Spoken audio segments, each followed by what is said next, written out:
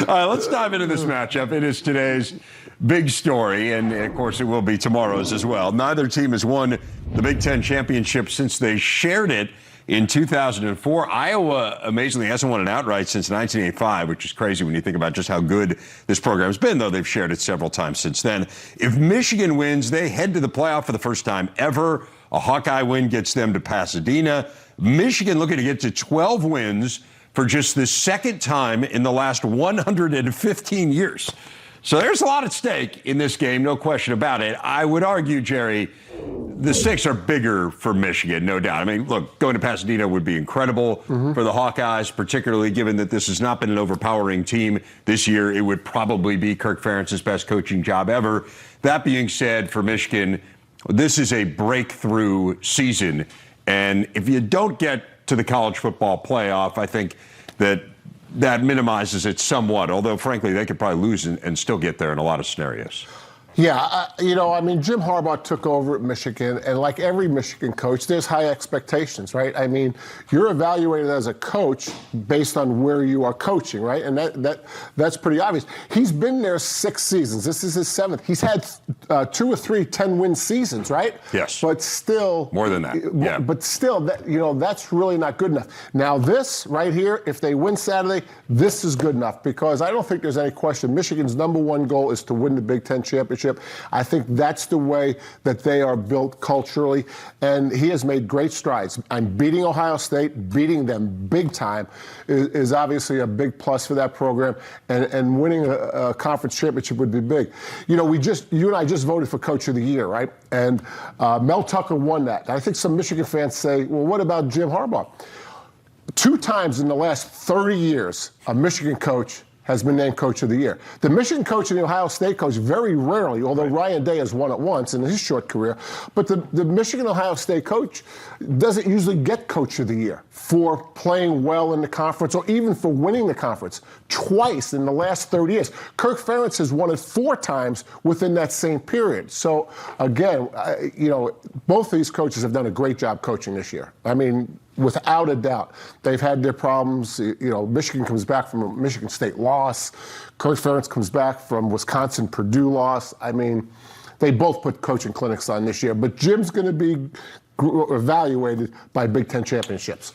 I agree 100%. And, yeah, the Coach of the Year thing is always fascinating, right? Ohio State, before Ryan won it, Ohio State hadn't won it since Earl Bruce was the head coach. And it's simply a function of, to your point, Coach of the Year generally goes to the one who is perceived as overachieving. And both Michigan State and Michigan won 2 games last year, and yet the expectation is that was a massive aberration for Michigan. I think the expectation for many on Michigan State was, they might be headed backwards here with Mel Tucker, and obviously it's proven to be exactly the opposite. But you are gauged by your expectations.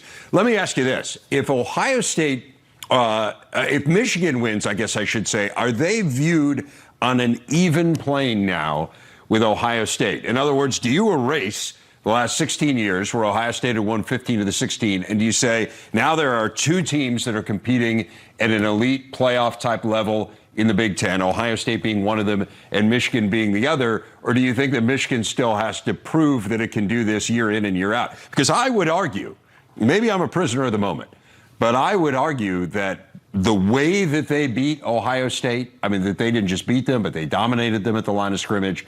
I think they sent a message that not only were they better on that particular day, but they're kind of better right now. They were clearly the better team. And then, if you get to the playoff, and particularly if you're competitive in that playoff, I don't know. To me, the gap's gone.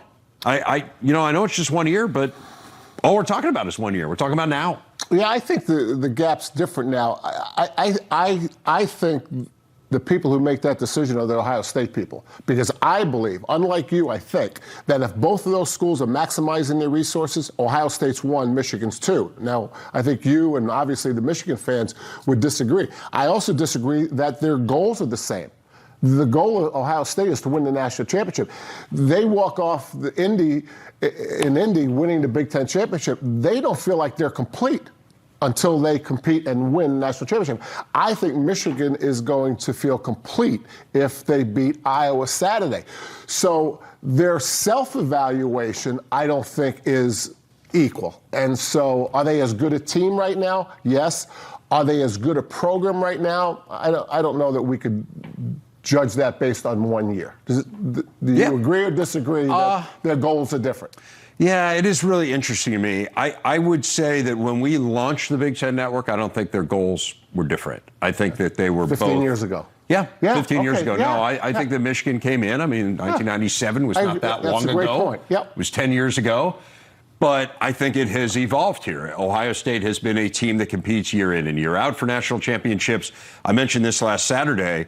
Ohio State had won or shared 10 Big Ten championships since Michigan had last won one before last Saturday. So, yes, I mean, they've been on these divergent paths where Ohio State has clearly been the better program. And so I think kind of in this era that we've been a part of, clearly Ohio State's goals have elevated.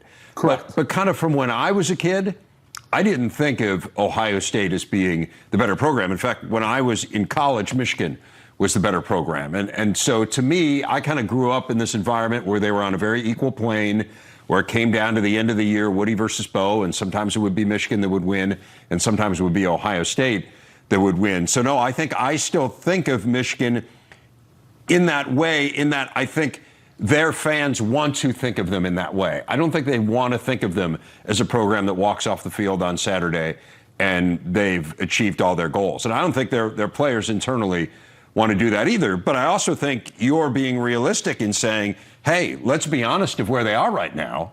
Again, one team's won 10 in the time that the other won none. So they are different right now. But again, I'm saying I think that if Michigan carries this momentum forward, there's no reason they can't compete on the same plane. Okay, and I agree. I don't think Michigan feels complete when they walk off Indianapolis if they're fortunate enough to win. They certainly can compete for the national championship, especially with a 2 seed. I mean, the 2 seed is the best seed in my opinion of the 4 seeds. Why? Well, because you're going to play a team that coaching matters. It's going to be an equal. It's going to be equal to 3. 4 is the worst because number 1, sure, in theory, has better players. Why is number 1 worse than being number 2? Why is number? You said 2's the best seed. Okay, other than you're right. Okay, no, I'm sorry. Okay. I thought there was something I was missing. All right. Other than 1. Yes. Yeah, okay. I should have made that. No doubt. Other than 1, yes. 2's the best seed. Like when Ohio State has gotten 4. You know, it's hard. It's a hard matchup, right? Yeah. Although they won a national championship. Yes, they did the first one. Yep. Yeah. Anyway, the Michigan-Ohio State thing is really interesting. I think your point is probably the best point that's made. When we started here, and I obviously didn't go to a Big Ten school. You know, I just observed it when I got into coaching. Although when I was in college, I have to tell you this, so maybe things haven't changed. And we won a national championship. We looked at Oklahoma and Ohio State on TV, and we said, "Oh my God, we don't want to play them." I mean, you were at Notre Dame. And you won a national championship. We didn't look anything like them. Yeah. They always were just stacked with talent. Right. The 10-year war, Bo outcoached Woody. Bo didn't have as good of players as Woody. Yeah. Bo took the seconds like Mark D'Antonio did that Ohio State turned down in the state of Ohio. And maybe one of the things that's changed, Rever, since you went to college and since we started this conversation, is both these teams used to be regionally recruiting. And that whole model has changed. Yeah, whole model right. has changed. I mean, you look at where. But it's not just them, right? It's everybody. For sure. You look at where teams are getting players from, and you're going to California, and you're going to Texas, and you're going to Florida, and all these other areas. Where, as you say, I mean, historically, the best players in the South went to the South. The best players in the Midwest went to the Midwest. Maybe you'd go out and poach a player here, a player there. But yeah, no doubt. I mean, and so I think to your point, and maybe what you've kind of been raised in, and I still think this is true, is Ohio is a great high school football state, right? It's fabulous.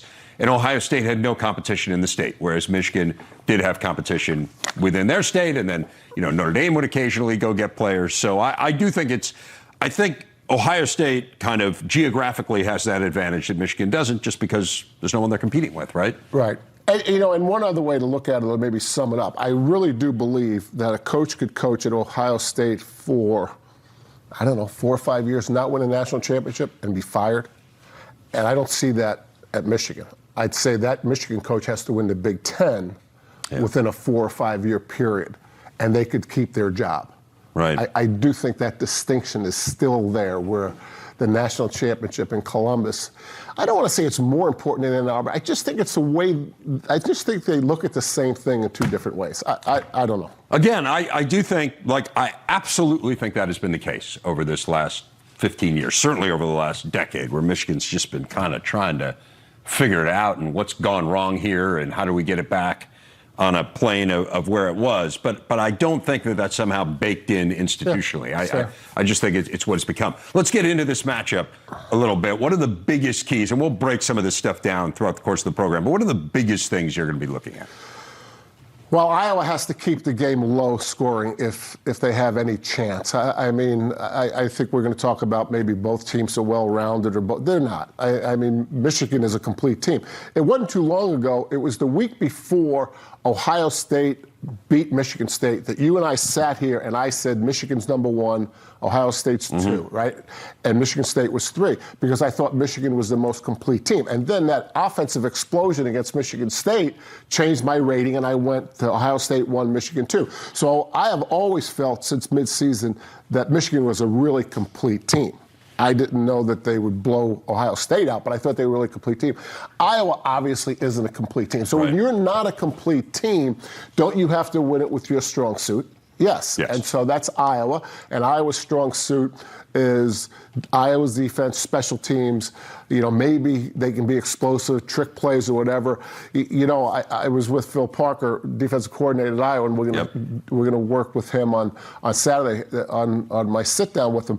But he has a stat that he calls 25 yards run or pass plus against you. If it happens 2 times, you have a chance to hold your opponent. You win 80% of your games, and you have a chance to hold your opponent to like 13 points. Once it goes over 3. So the number changes. So if Iowa's going to win, they have to play to their strong suit, which is their defense. Michigan's just the opposite. They have to play to their balance. They just have to keep playing. They just can't come in flat, and they have to keep playing the way they've played. How tough do you think it is for them not to come in flat? This notion of we just slayed the dragon, we scaled the mountain, whatever metaphor it is you want. I mean, they've been haunted by Ohio State, and they got it done, and the celebration was unbelievable. And for everyone, I mean, it was just this massive weight off of their shoulders, and now they need to refocus. Okay, now that question brings up a bizarre situation that I've been trying to figure out for 15 years. I would say, and you know this, I would say to a Michigan or an Ohio State fan, would you rather beat your rival or win a conference championship? And most fans say, I'd rather beat Ohio State than win a conference championship. I don't know that most fans say that, but you really think most fans believe that? Yeah, I think, we have a... It'd be interesting. We should maybe do a survey. When we first started the network, I used to walk around the green room, the newsroom, and ask people. I mean, Shauna said she would win. She'd go 1-11 as opposed to 11-1. I love that. Shauna, who no one knows, and left the network about 7 years ago. But there are Michigan. She's a Michigan fan, by the way. But anyway, to answer your question, no, I don't think they'll be as emotional as they were against Ohio State. I don't think they have to be. Right. Okay?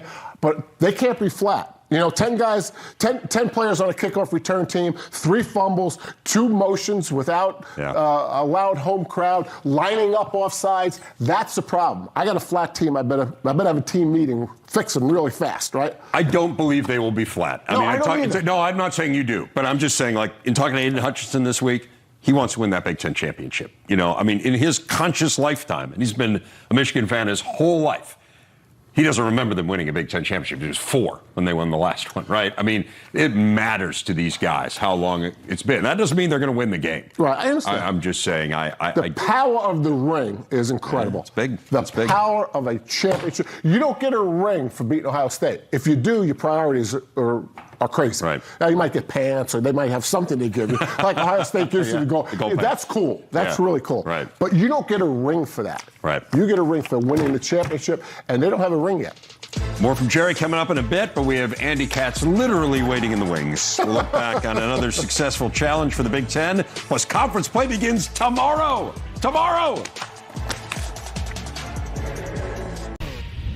Big Ten capturing the ACC Big Ten Challenge for the 3rd straight year, an 8-6 victory. It was not a great night last night. The ACC actually won 4 of the 6 games. North Carolina pummeled Michigan. Nebraska lost in 4 overtimes, Maryland falling at home. Michigan State and Wisconsin were the winners, Spartans topping Louisville, Badgers going on the road to defeat Georgia Tech. As promised, Andy Katz is with us. Let's lead with the positive. Yes. Let's start with Michigan State. And, I mean, man, they looked at times really good. I mean, they led this game by as many as 20 points. They let Louisville back into it a little bit. Turnovers remain a little bit of an issue, certainly in the first half. And Tom was frustrated at halftime, to say the least. But ultimately, I think if you're Michigan State, you got to feel really good about that performance. I think you feel great because right now your one loss since the opening night loss to Kansas was to Baylor, down in Atlantis. And so I think overall they've played well. To me, the biggest positive for Tom, and I think he would echo this, is that Tyson Walker had 10 assists. Yeah. Because there's a learning curve from the Colonial to the Big Ten. All these transfers are transferring up. It just takes time. And he also, at Northeastern, he was the guy. Shot maker, right. A lot of shots. Now Tom needs him to share that time with Hogard at the point and be a playmaker. He's not the guy here. That should be for Gabe Brown, Malik Hall, and Max Christie. So it's taken time, and now he's distributing the ball more, so that is the big plus. To me, the word is facilitator, right? Yes. Like you're a facilitator in this role. And I think this is a really tough adjustment. We saw Mike Smith do an unbelievable job with it last year. We'll talk a little bit about the fact it's not working as well at Michigan this year. But that is hard to do. It is hard to change your mindset. The other thing that really stood out to me was the bench, the 39 bench points. And it just felt like at the end, I mean, Louisville had very little off of its bench, right? I mean, essentially almost all of its production, maybe outside of one guy, was the starting 5, and it just felt like at the end, Michigan State had just kind of worn them down. But to bring guys like Akins off the bench, Hogard, as you said, Malik Hall technically coming off the bench, although I think we think of him as playing a major role on this team, that helps in a huge way to have lots of different places you can go. So I know it's not always easy to, or maybe the right thing to do to compare scores, but look at Louisville as a barometer. They just played Maryland down in the Bahamas, and they just played Michigan State, obviously, on the road. But in the preseason, the view was Maryland was going to be better than Michigan State, that they were going to finish higher than the Spartans. We didn't know as much about Michigan State. And I think in this last week, based on how the two teams played the same team, I feel much better about Michigan State. I know we're going to get to Maryland here. I'll get to Maryland here in a bit. But let's talk a little bit about Wisconsin. I think this is turning into one of the better stories in the Big Ten. I really love the way this team is coming together. They do exactly what you expect a Wisconsin team to do. They take really good shots. They play good defense. They don't make mistakes. They're really well connected. I think Brad Davison was at times unbelievable last night, and Johnny Davis was good, not as good as he has been, but man, that's a good 1-2 punch. And you talked about it yesterday, the way that Davison has taken on a leadership role with this team. They are fun to watch if you are a basketball purist and you love to watch a game being played the right way. So, or how I define it. Look, and I was texting with Greg Gard last night, and he's thoroughly enjoying this first month. And a lot of times, I think after you lose a home game like they did to Providence without Johnny Davis, but they didn't look good at all in the other pieces. But I think it also emphasizes how much this team needs to fit. You know, we're seeing with other teams around the country, where Memphis, the pieces don't fit. You know, they lose to Georgia last night. And you can have all this talent and more talent than Wisconsin, but if you don't fit, it doesn't matter. And when Johnny was there, when Brad is playing well like he was playing, and these bigs are young, and they will get better, this team fits so much better than last season's team with all the turmoil. The point I'll just make quickly about Brad is that what I love about him this season is, as we talked yesterday, he's yielded the star power, if you will, to Johnny Davis. He did it in Maui with a relocated Maui in Las Vegas. Last night, Georgia Tech did a decent job on Johnny. He got 15, and the openings were there for Brad, and he took them. Yep. And he scores 27. Yeah. So picking his spots, not trying to be the guy, but when it's time, he steps forward. By the way, one of the things I love about this week is, for me, it's often there's a little bit over Thanksgiving where you get some downtime and you can kind of watch the rest of the country and get a sense for them. But like Michael DeVoe, you see the stats like, wow, he's having a really good year. Yes. Then you watch him like, holy cow, he's good. I mean, he was really, really good. But he's half their team. I mean, he's literally half their team last night. And a very quick bow for Wisconsin. That is 4 straight road neutral wins for them. 3 in Vegas, 1 in Atlanta. I don't care who you are. That's a great thing for your resume, your net ranking, which, by the way, comes out next week. I think they're going to look pretty good. Those resonate in March. Michigan, really ugly. I mean, just blown out in the second half. It was a very close game. I think it was a 2-point game at halftime. Again, I think it's too early to push the panic button, but what do you see when you watch Michigan? Why has this transition been so hard, other than the fact they lost like 4 pros? Well, it's easy to point at Dickinson. He had 17 shots in their opener against Buffalo, only 5 last night. Second straight game he's had single-digit shots. But one key thing is, maybe he's not posting up hard enough, but he's also not getting the basketball in the right position, which I think leads to the perimeter, which has not been what we expected. I mean, Eli Brooks was good early, but there was so much hype on Devontae Jones from Coastal Carolina and Caleb Houston. And yet, Houston 2 for 9, Jones 2 for 8.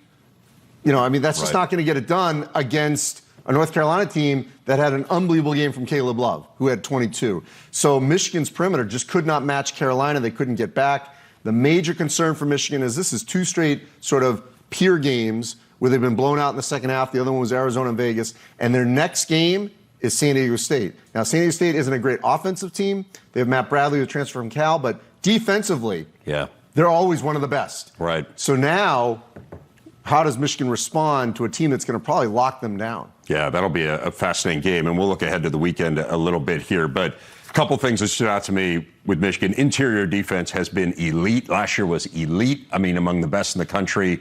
That was not the case here, really, on the defensive end in general. And then, as you talked about, guard play, especially if Eli Brooks doesn't have a great game. They don't have a facilitator. It does speak to, and I know I kind of already said it, but it speaks to how amazing Mike Smith was. Yes. Last year. That's so hard to do. Which they didn't expect. They didn't know. Right. Came from Columbia. The Nebraska game was crazy. I mean, anytime a game goes into 4 overtimes, it's crazy. You had kind of a near fight, kerfluffle. I'm not sure what you'd call it. It wasn't a full-out fight. I think they got hosed on a call at the very end of regulation. I think they should have been able to shoot a couple free throws with Verge there, and maybe you win the game and you avoid all this. But they had a huge lead. They gave it up. I don't know what to make of the game other than it was kind of wildly entertaining and kept going, and I was just hoping it would end before our show today. I'm going to go positive first. Okay. Tominaga, 5 threes. Yes, he can really shoot it. Yes. That's a positive. He was shot ready. And I think they can build off of that. Alonzo Verge, the transfer from Arizona State, he was trying to make things happen. He had 25, and the younger McGowan's had 24. So offensively, I thought they played well. Defensively, they give up 104 points to an NC State team that was depleted as well. Although Seaborn had an unbelievable 39. He was incredible. He was unguardable. Yeah. 39 I know. And 18. He was 17 to 20 from the free throw line. The free throw disparity was shocking. Yes. Now, the one thing I will say, I'm really not going to say anything in defense. It was shocking. I mean, it was amazing, right? I mean, it was like 42 to 15 or something absurd. But how about that entire game, 60 minutes or 21 assists in the whole game combined, the two teams? NC State played 60 minutes, had 9 assists, and won the game. I mean, there were just a ton of straight line drives, and it was a weird game. It was definitely a weird game. You feel bad for Nebraska because I really believe if they were healthy, they would be a potential factor team to get into the tournament. Now they're going to basically play a spoiler role throughout the course of the season, which they can do, and we'll talk about that going forward here in the Big Ten. What about Maryland? 5-3. This was a game they led much of the way, but it just never really felt like they were in control, and then Virginia Tech kind of ends up taking control a little bit down the stretch. Just not quite sure what to make of this team other than, I said it yesterday, and I think it was reinforced last night, they do not have a guy they can depend on to knock down a 3. Well, and it's funny, yesterday, right here, we talked about the importance of Kudus Wahab stepping up, and he did. He was great, especially early. They went to the ton early. It was great. The problem is the perimeter. What we all expected was going to be sort of their go-to in the combination of Fats Russell and Eric Ayala was 3 of 19. Yeah. They're not going to win when those two guys are 3 of 19. They need them to play well. And this is, definitely trouble for Maryland right now. I mean, they need quality wins. Yep. They don't have them right now. And that was a home game that slipped away. It was on, Len Bias night, honoring his parents, and 35 years since his passing. So it was just kind of a shame that they weren't able to follow up. But look, Mike Young does a great job with Virginia Tech. They were one of the surprise teams last season. So this was a tough draw for them in the Big Ten ACC Challenge, but it was by far a winnable game. 6 assists, 15 turnovers. And Mark Turgeon has talked a lot about this. Isn't an elite passing team right now. I think that was reinforced. I expect them to be ready to go on Sunday. I think he'll have them focused and have them ready for the Big Ten opener. Again, Big Ten play starts this week. It starts tomorrow. You are going to be in West Lafayette tomorrow for a game that is here on the Big Ten Network that I cannot wait to watch between Iowa and Purdue. I'm going to have to steal some time away from all the stuff we have going on. Well, you could drive Indy. up from Indy, but that's... Yeah, no, I'm not that dedicated to watching it. I'm going to flip on the Big Ten Network and watch the game. It's a great matchup. You've got elite offense on both sides. I mean, these are two of the best offensive teams in the country. Iowa obviously is not elite defensively, but man, they can score with anyone. I'm fascinated to watch this game. Yeah, I mean, look, 93 points for Purdue against a Florida State team. I know they weren't whole, but that's still Leonard Hamilton, Florida State, 93 points. Iowa never known for their defense. I mean, I fully expect this game to be minimum in the high 80s. I mean, we could get, a 90-something, 90 game. Although Purdue does defend much better, than Iowa. So, Iowa's going to have a hard time scoring, certainly inside. I mean, as good as that block was for Patrick McCaffrey, the other day against Virginia to get the win. Yes. He can't be there. Obviously, LeBron. I mean, someone's going to have to help step up. This is where not having, obviously, Garza, but Nunji as well, who transferred to Xavier. This is their weakness. And to date, Iowa has not gone against, not that anyone has, a Zach Edey or Travion Williams, but they have not played so far this season a front court like that. Even a freshman guy like Caleb Furst, who's just tough and rugged, that's going to be trouble for them. On the perimeter, this will be really interesting to see how it all plays out. Ivy versus Murray, Stefanovic and Bohannon. I think it could be a real good matchup on the wings and the perimeter. Inside is where there's a clear advantage for Iowa. And home court is going to matter. It's going to be absolutely rocking and macking. Insane. Because the fans know they could be won on Monday. And they've never been number one. Never. It's hard to believe, as good as Purdue has been through the years, that they have never been number one. They've been awfully close, including right now, but have never been number one. Looking forward to your call tomorrow. Should be great. Yes. Andy Katz, thanks so much for taking the time to join us. Gerry's back next. More on the champ game matchup. Can the Iowa O-line slow down Michigan's outstanding pass rush? We'll talk that over next. Back on Big Ten today, some breaking news I don't think is particularly surprising, but Adrian Martinez, who holds 16 school records at Nebraska, he's their all-time total offense leader, made it official today. He is in the transfer portal, so Nebraska will move on without Martinez as Scott Frost tries to figure things out offensively. We both have a ton of respect for Adrian Martinez. I've gotten to know him a little bit personally, and he's just an unbelievable young man and a really, really good player, too, one who is prone to mistakes. And we have seen that throughout his career. But, man, he made an impact. This offense was centered around him, Gerry, and has been centered around him for 4 years. So what do you make of the decision? Surprise you in any way? No, it doesn't surprise me. I think the one advantage we have over a lot of fans is we get to see these guys other than football. I mean, even if they're playing football, we interact with them at camp and interview them and all that. And so, every time he'd make a mistake on the field, we understood that hurt the team, but we still had a lot of respect for him. Yeah. And perhaps if we didn't know him like we know him, not that we're best friends, but maybe we would get after him for making all those mistakes. But he's just such a quality person.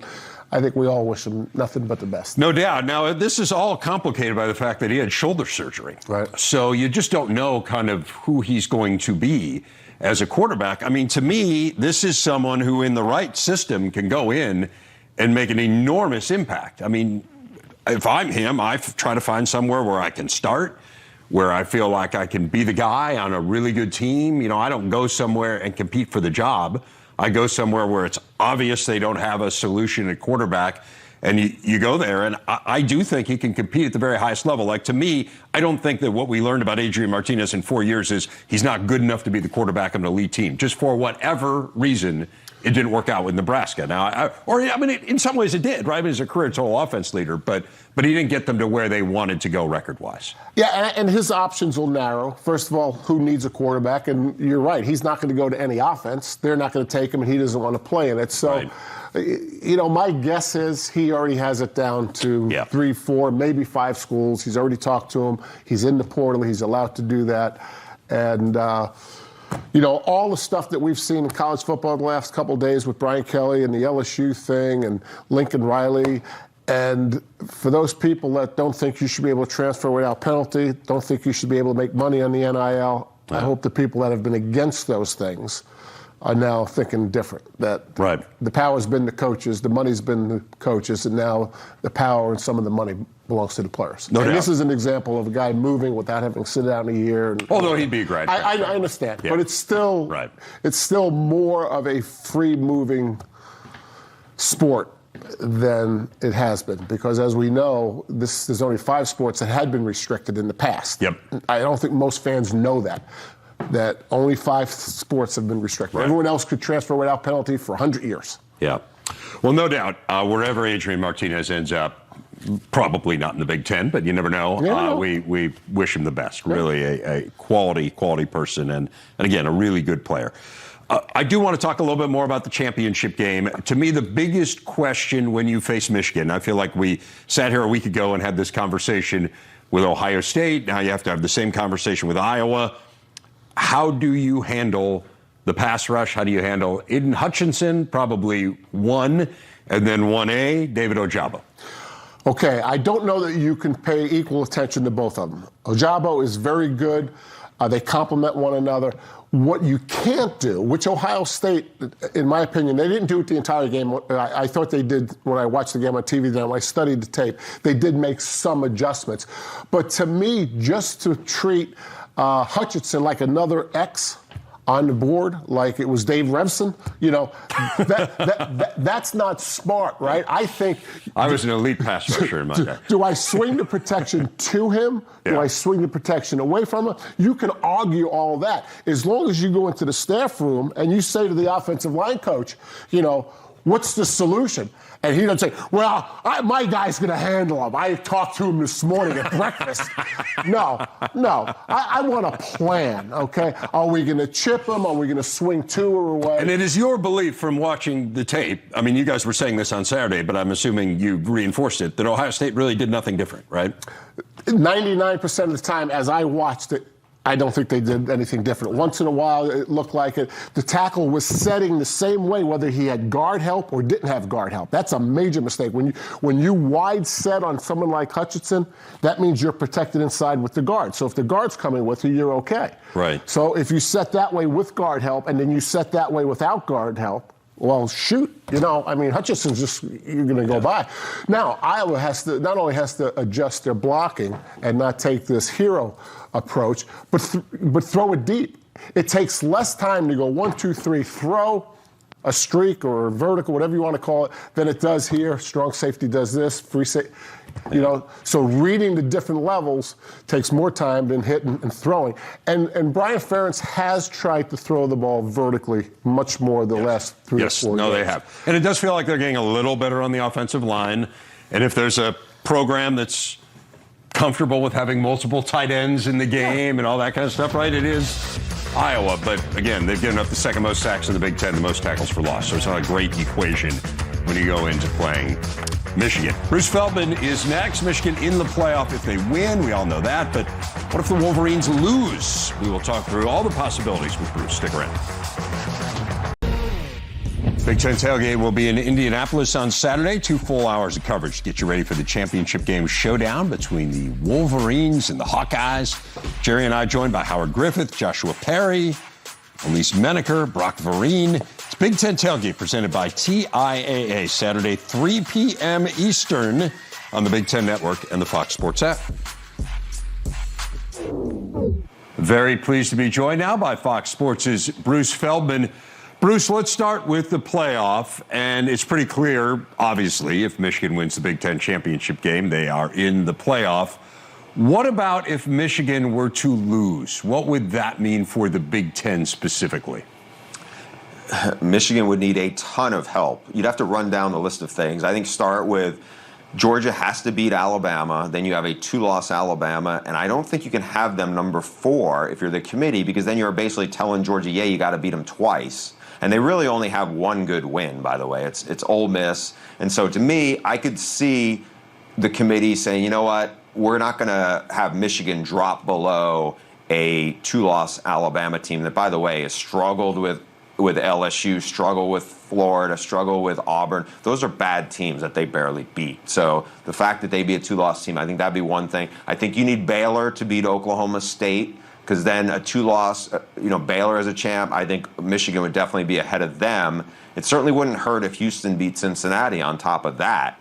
I think really they would, to me, need Oklahoma State to lose. That would be the biggest thing. And obviously, if Alabama is a 2-loss team, I think then all of a sudden you'd probably have Michigan in pretty good shape, even if they lose. But I don't think they could afford to get embarrassed on the field and lose, 35-21 or 35-17, something like that. So beyond that, to me, the biggest intrigue is Cincinnati.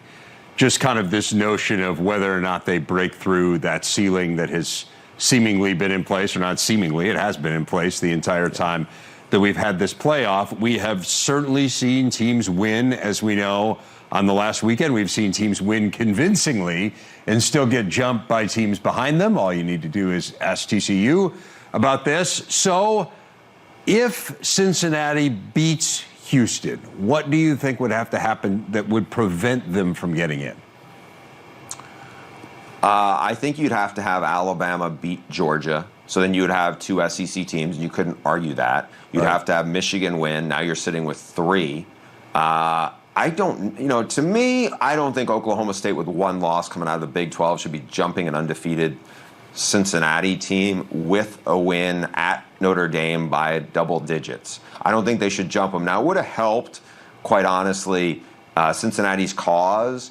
It's weird that it goes to these kinds of layers, but it would have helped Cincinnati if Wisconsin had beat Minnesota last week. Because then, and even if they just got in the Big Ten title game and didn't win it, at least then Wisconsin is sitting there at 9-4, and they're somewhere in the top 25, because that's Notre Dame's best win, right? Right. And so Notre Dame's best win means it elevates Notre Dame, it elevates Cincinnati. But it's, to me, I think they're more deserving if they're undefeated than Oklahoma State would be. But I'm not sold that for the, I could hear it in your tone, I don't think the committee wants to give the group of 5 the benefit of the doubt. Every time Gerry Barta, or almost every Tuesday night, he has said, yeah, we have great respect for them, but. It's even if he hasn't used the word but, it felt like that. And it just feels like the committee probably doesn't give Cincinnati the benefit of the doubt. Well, if Cincinnati doesn't deserve the benefit of the doubt from the committee's point of view, how could Notre Dame, right? I mean, they have not beaten anyone who is currently in the committee's rankings. So to your point, if you're kind of doing this, Wisconsin would have helped Cincinnati's cause. I mean, Notre Dame's beaten no one in their top 25 right now. Is there any scenario right now where you could envision Notre Dame somehow finishing ahead of Cincinnati? If Cincinnati wins on a fluke play by a point, does Notre Dame jump them? No, that shouldn't happen. There's no way Notre Dame should be jumping Cincinnati, right? Yeah. If Cincinnati I'm with you 100%. is still undefeated. Yes. Yeah, no way. Because as you said, right now Houston is a better entity than Purdue is, or Wisconsin, and right now is. It's like that. I'm sorry, Notre Dame shouldn't be jumping them, but Notre Dame's going to need a ton of help right now. Everything we'd said before, they need Baylor to be the champ with 2 losses. They need, for all we know, where Iowa would be ranked at that point to beat Michigan. I mean, and they probably need Michigan to get blown out. They need Georgia to blow out Alabama. I think so many different things would have to happen, and how bad would that look? Even worse for Brian Kelly, if the team you bailed on, is sitting there at number 4 and is going to get in the playoff. All these coaches preach about finish and all in, and you're in Baton Rouge. I mean, that would make it even look worse for him.